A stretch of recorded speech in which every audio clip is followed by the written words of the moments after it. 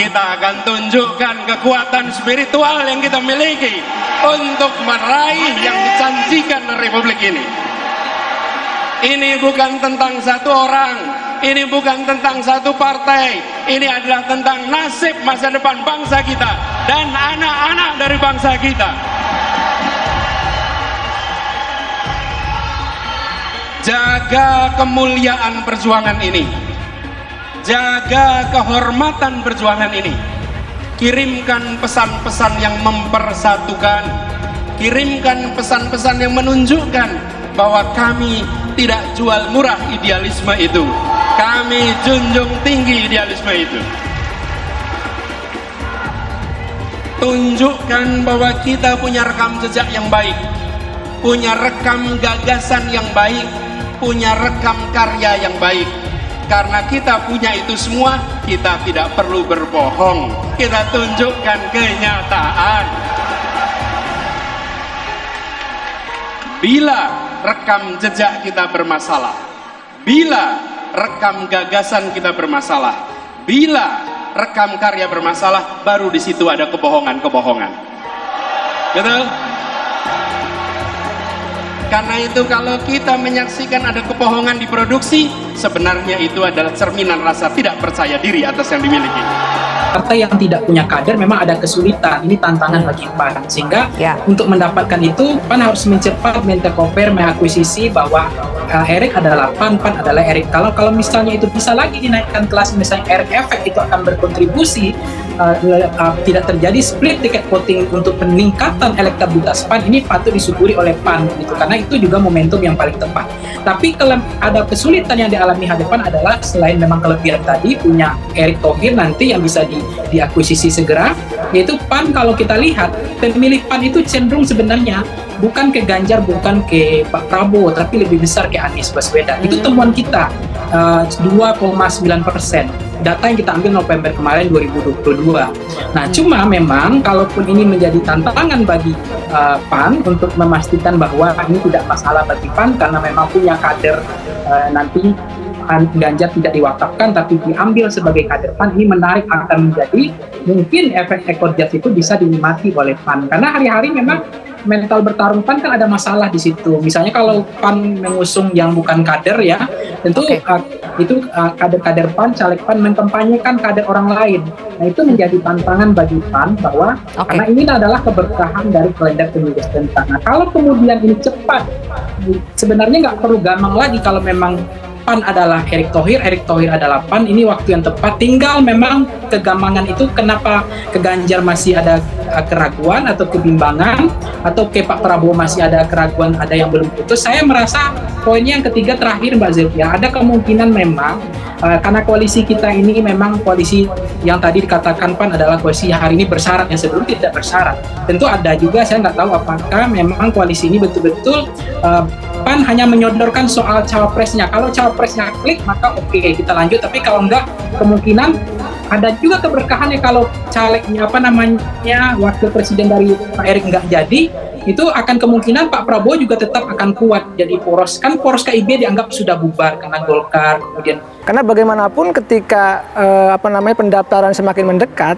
di bulan Oktober 2023 nanti capres dan cawapres itu, maka ya semua partai itu ritme ya silaturahminya, ritme untuk membangun konstruksi koalisinya pasti akan semakin kencang. Oleh karena itu saya melihat nanti pertemuan-pertemuan itu kan tadi penjajakan, ya, artinya pendalaman dulu, artinya mana yang kira-kira cocok. Ya ujung dari semua nanti ya pertemuan-pertemuan itu adalah bagaimana rasionalitas dibangun, artinya sangat realistis. PAN itu pasti nanti realistis siapa yang kira-kira nanti punya potensi menang. Lalu kira-kira apakah bisa mengakomodasi misalkan tadi kepentingan PAN, siapa yang menyodorkan nama Pak Erick Thohir, baik katakanlah ke PDIP maupun ke Pak Prabowo. Saya rasa itu hal yang rasional saja bagi PAN, karena bagaimanapun pilihannya ketika misalkan di internal PAN tidak ada jagonya, artinya tidak ada yang bisa dijual sebagai capres maupun cawapres, maka ya tadi mendukung capres yang memiliki elektabilitas tinggi, sekaligus juga mengusung tadi ya Pak Erick Thohir yang kata Pak Eko tadi memiliki elektabilitas yang tinggi juga. Karena rasionalitas dari pertarungan semua ini adalah soal menang kalah. Politik itu tidak ada menjelaskan soal alasan 1000 kekalahan gitu. Artinya ya kalau politik bagaimanapun caranya menang dengan terhormat. Nah, menang dengan terhormat itu ada kalkulasinya. Baik. Oleh karena itu kalkulasi itu harus rasional dan harus matang. Pendiri PAN berpikir borok apa yang disembunyikan rezim sehingga begitu takut bila Anies jadi presiden. Dikutip dari yahoonews.com Jakarta. Berbagai cara yang dilakukan untuk menghalang-halangi bakal calon presiden dari Koalisi Perubahan untuk Persatuan KPP, Anies Baswedan bisa maju pada pemilihan presiden 2024 mendatang, mengundang pertanyaan bagi salah seorang pendiri Partai Amanat Nasional PAN, Abdillah Thoha. Kira-kira borok apa yang disimpan oleh yang sangat ketakutan bila Anies Baswedan jadi presiden dan membongkarnya? Ujarnya melalui akun Twitter _@, Abdillah Thoha dikutip KBA News Ahad 11 Juni 2023. Politikus senior ini mengungkapkan segala daya upaya menjegal Anies majunya pres dilakukan terus secara kasat mata dengan menggunakan kekuasaan. Padahal Pilpres adalah sebuah pertandingan dan kita belum tahu siapa yang akan menang.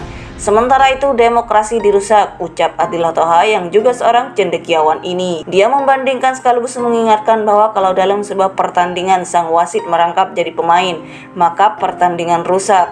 Hal ini akan membuat penonton turun ke lapangan, menyerbu dan membuat kerusakan karena marah.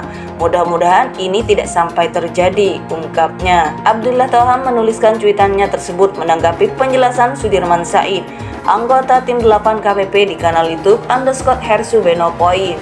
Dalam podcast tersebut, Sudirman Said antara lain membeberkan tentang berbagai godaan dan tekanan kepada Nasdem, Demokrat, dan PKS agar 3 partai anggota KPP tersebut menarik dukungan, yang ujungnya Anies tidak bisa maju pada Pilpres mendatang.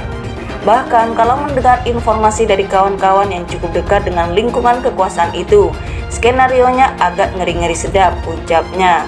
Misalnya Anies akan terus dicoba dihalangi, kalau tidak bisa dihalangi dibiarkan maju tapi dikalahkan. Kalau tidak bisa dikalahkan nanti akan dipersoalkan.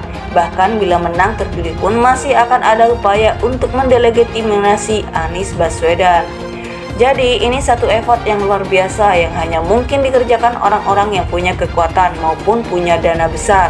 Demikian Sudirman Said. Berbagai cara yang dilakukan untuk menghalang-halangi bakal calon presiden dari Koalisi Perubahan untuk Persatuan KPP, Anies Baswedan bisa maju pada pemilihan presiden 2024 mendatang, mengundang pertanyaan bagi salah seorang pendiri Partai Amanat Nasional PAN, Abdillah Thoha. Kira-kira borok apa yang disimpan oleh yang sangat ketakutan bila Anies Baswedan jadi presiden dan membongkarnya? Ujarnya melalui akun Twitter _@, Abdillah Thoha dikutip KBA News Ahad 11 Juni 2023. Politikus senior ini mengungkapkan segala daya upaya menjegal Anies majunya pres dilakukan terus secara kasat mata dengan menggunakan kekuasaan. Padahal Pilpres adalah sebuah pertandingan dan kita belum tahu siapa yang akan menang. Sementara itu demokrasi dirusak, ucap Abdillah Thoha yang juga seorang cendekiawan ini.